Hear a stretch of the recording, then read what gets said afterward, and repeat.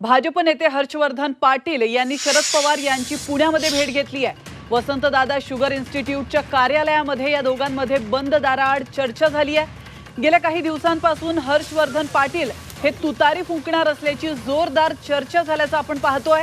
मात्र पवारांसोबत राजकीय चर्चा झाली नसल्याचं हर्षवर्धन पाटलांनी म्हटलंय। देवेंद्र फडणवीस काय निर्णय घेतायत याची वाट पाहत असल्याचंही ते म्हणाले।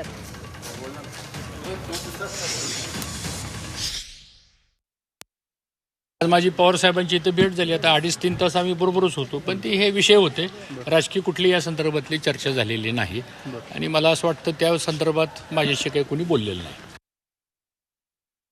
लोकसभेच्या निवडणुकीच्या वेळेस आमची जी चर्चा झाली होती, अजितदादा पवार, मी आणि देवेंद्र फडणवीस यांच्याबरोबर आमची चर्चा झाली होती आणि त्यात असं ठरलं होतं।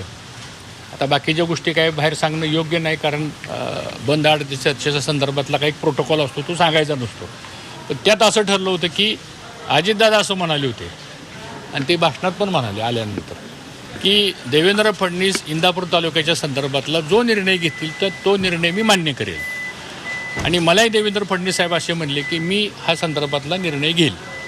त्यामुळे आता आम्ही वाट बघतोय की फडणवीस साहेब या संदर्भातला काय निर्णय घेतात।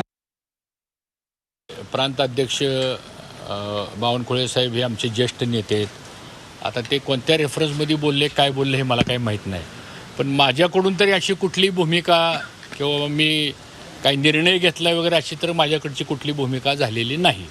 न मी कोणाला भेटलो नाही, न मला कोणी अप्रोच झालेलं नाही।